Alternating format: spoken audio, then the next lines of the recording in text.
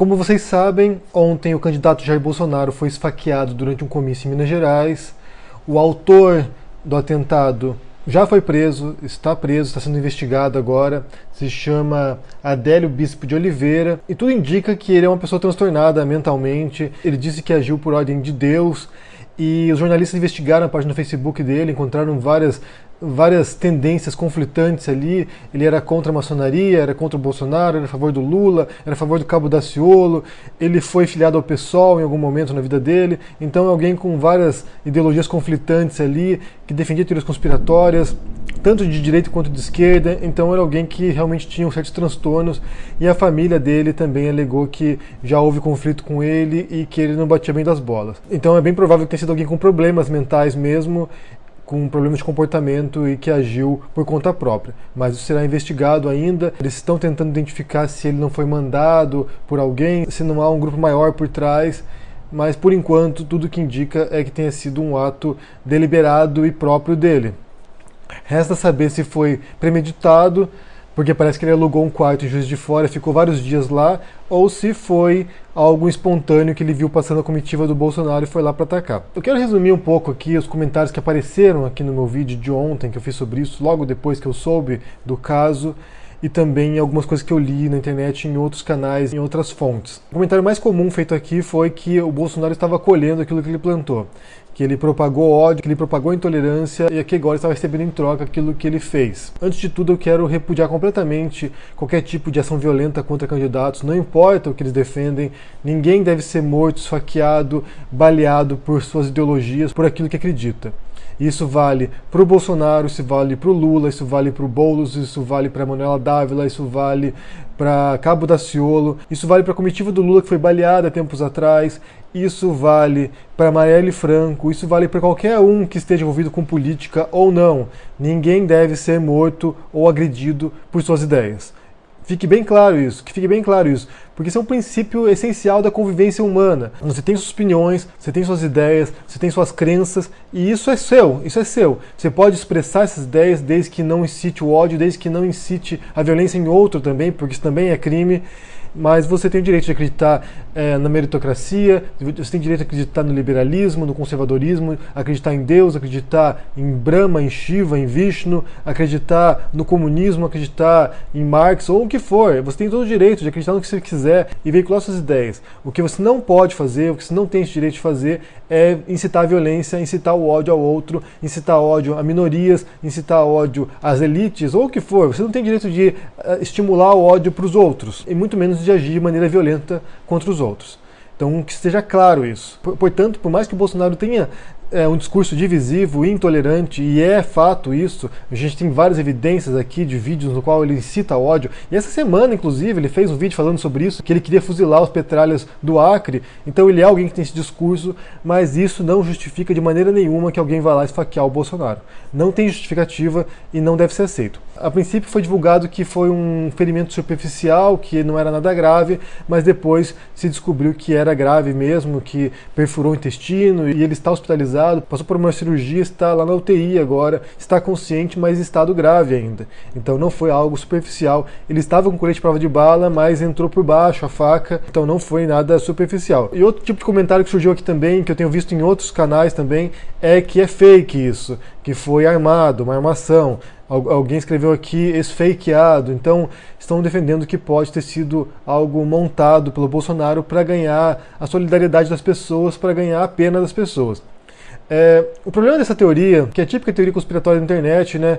Porque nas fotos não tem sangue, apareceu um médico sem luva lá numa foto no hospital, então surgiram umas teorias desse estilo, assim. O problema desse tipo de teoria é que você exige um grande esforço para aceitar que todo mundo faz parte da conspiração. Então a Polícia Federal que estava protegendo o Bolsonaro faz parte dessa teoria, as pessoas que estavam próximas dele lá no comício fazem parte dessa teoria também, o cara que se esfaqueou é um agente dessa teoria, então é alguém que foi plantado para isso. Os médicos da Santa Casa de Minas Gerais também fazem parte da teoria conspiratória. A imprensa está envolvida nisso, porque a imprensa está veiculando como se fosse verdade. Então você envolve várias partes aí que não são relacionadas, que não tem nenhum vínculo com o Bolsonaro, ou necessariamente não deveriam defender o Bolsonaro, que fazem parte dessa teoria conspiratória de que foi uma armação. Pessoalmente, eu não acredito que seja armação, é algo real, até que se prove o contrário. Tudo indica que ele foi realmente esfaqueado, que passou por uma cirurgia, que está hospitalizado em condição grave. Não vejo nenhum elemento para suspeitar disso. Realmente, eu sou cético com relação a teorias conspiratórias da direita e da esquerda também. Então não vejo nenhuma razão para sustentar que tenha sido armado isso. Não vejo razão nenhuma. E por outro lado, você vê teorias conspiratórias da direita falando que isso aí foi uma armação da esquerda, do PSOL, do PT para matar o Bolsonaro. Também não me parece que é isso. Como eu disse no começo, tudo indica que foi um ato individual do Adélio, que foi lá com uma faca e esfaqueou o Bolsonaro. Não aponta para uma armação maior, para uma quadrilha de esquerdistas, comunistas que querem matar o Bolsonaro. É mais evidente que a gente vai ter que esperar as investigações para isso.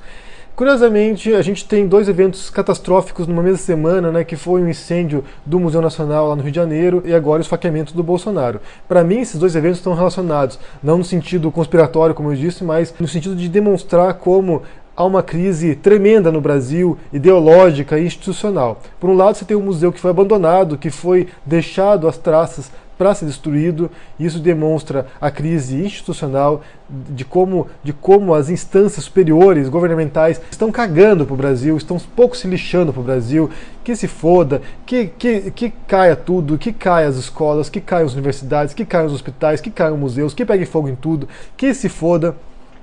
E depois, por outro lado, você tem agora esse incidente aí do atentado contra o Bolsonaro, que demonstra também essa crise de legitimidade dos poderes políticos. Então as pessoas não confiam mais nos políticos. Os políticos não apenas não são agentes mais de estabilidade social, não apenas mais são quem mantém a coisa funcionando, como são os inimigos, como devem ser mortos, perseguidos. Então eles são agentes do caos também. Nesse sentido, a gente pode relacionar também os 2 eventos, né? Tanto o ataque contra a caravana do Lula, que foi apedrejada, que foi baleada, quanto o ataque contra o Bolsonaro. Então são pessoas que não conseguem aceitar o papel desses políticos que representam ideais diferentes dos que elas acreditam. Então eles não têm direito de existir. Foi o que eu falei ontem. Eu falei isso ontem no vídeo mais cedo, que eu lancei de manhã, que chegou um ponto no qual o diferente, aquele que pensa diferente da gente, não tem direito de estar nesse mundo. Então ele tem que ser aniquilado, eliminado. E esses extremos, eles estão muito inflamados pelo discurso de hoje. Alguns analistas defendem que esse evento com o Bolsonaro vai fortalecer a campanha dele e vai dar votos de solidariedade para ele. Então pessoas vão sentir pena do Bolsonaro e vão votar nele agora nessa eleição. Eu acho que isso é possível, mas provisoriamente, temporariamente. A gente está numa época, gente, que você lança uma notícia agora, 1 hora depois tem uma coisa mais absurda acontecendo. É uma notícia absurda soterrando outra notícia absurda.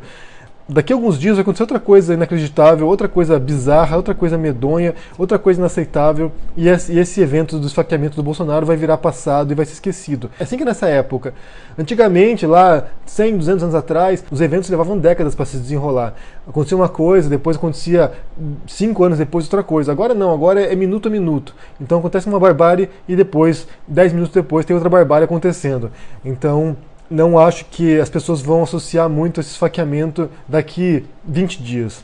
Acho que quando chegar as eleições, já vai ter estabilizado de novo o patamar do Bolsonaro e ele vai voltar ao patamar inicial. Provisoriamente, temporariamente, pode sim afetar a eleição e contribuir para o Bolsonaro de algum modo, apesar do horror que foi, apesar do crime hediondo, que é inaceitável, isso vai contribuir temporariamente para o Bolsonaro. E vai reforçar a narrativa dos direitistas de internet, dos conservadores de internet, de que a esquerda é criminosa e que quer aniquilar os conservadores. Quando, na verdade, o que a gente vê são os 2 lados polarizando esse debate e fortalecendo essa divisão. Eu já falei anteriormente isso, que a gente precisa agora de alguém que amenize o tom, alguém que suavize essa polarização, que apresente uma saída que não seja nos extremos, que seja no meio, alguém que tenha um projeto de Brasil para todo mundo e não apenas para certos polos. Quem é essa pessoa? Eu aposto na Marina, mas em parte no Ciro, mas mais na Marina. Eu acho que a Marina tem mais esse tom conciliatório aí. Ela é alguém que vem aí caminhando sobre as águas, sabe? Mas por mais horrível que seja a situação, a gente não pode nos esquecer do que o Bolsonaro representa. E é a intolerância, é esse discurso de raiva, é esse discurso divisivo. Eu não concordo que o fato dele dizer certas coisas justifique o ataque contra ele, mas ele representa isso. E é o discurso que ele tem batido há décadas. Então não podemos nos esquecer disso. É horrível, é condenável o que aconteceu contra ele, mas não podemos esquecer do que ele representa e do perigo que ele representa para a democracia. Ele é tudo aquilo que pode levar o Brasil a uma estabilidade democrática, ao fim das instituições democráticas, ao fim de uma liberdade que foi tão duramente conquistada. Agora é o momento de parar para pensar, e talvez ele parar para pensar também, e moderar o discurso dele, porque esse discurso é divisivo, é perigoso, tem atiçado as pessoas, tem inflamado as pessoas e tem polarizado o Brasil. E isso vale também para a esquerda. Eu acho que agora tentar defender como se fosse uma fake news isso aqui, como se fosse uma montagem, uma armação, isso aí, também não contribui para isso. A mesma esquerda que se indignou com a morte da Marielle, agora tem que ter solidariedade com relação a esse ataque, porque são coisas absurdas. Isso não é aceito no regime democrático, isso não é aceito num mundo civilizado. As pessoas têm que aprender a conviver com o diferente.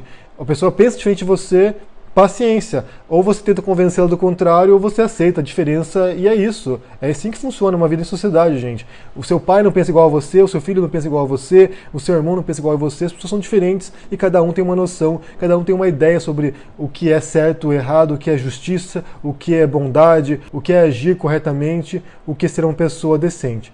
Então, é preciso conviver com essa diferença. Eu quero saber o que vocês pensam sobre isso, se vocês estão acompanhando o desenrolar disso, se vocês acham, primeiro, que foi uma armação. Eu acho que não foi armação, eu acho que foi real e temos que levar muito a sério isso. 2, se vocês acham que isso vai influenciar na eleição, se isso vai dar votos de solidariedade para o Bolsonaro, se ele vai ganhar votos de pena. E terceiro, se isso vai servir para moderar o tom dos candidatos no geral, tanto do Bolsonaro quanto dos outros, ou se isso vai inflamar ainda mais as pessoas, se isso vai dividir ainda mais as pessoas daqui em diante. E eu ressalto, isso não é uma piada, isso não é motivo de chacota, isso não é motivo de tirar sarro, e também não é motivo de inflamar ainda mais o discurso e de dividir mais as pessoas. Acho que é o momento de a gente parar, nós como brasileiros pararmos e pensarmos o que a gente quer para o país. É isso que a gente quer? É esse tipo de violência, esse tipo de agressividade, esse tipo de intolerância? O que a gente pretende para o futuro? Porque realmente chegou num ponto sustentável. A gente está com uma crise nas instituições e uma crise na personalidade do brasileiro, na moral do brasileiro. Isso é um reflexo de uma sociedade violenta que resolve tudo na base da porrada, na base do tiro, na base da facada. Isso não dá mais. Então deixa no comentário aqui embaixo o que você pensa, deixa o joinha, assina o canal e a gente se vê por aí. Abraço e até mais. Tchau.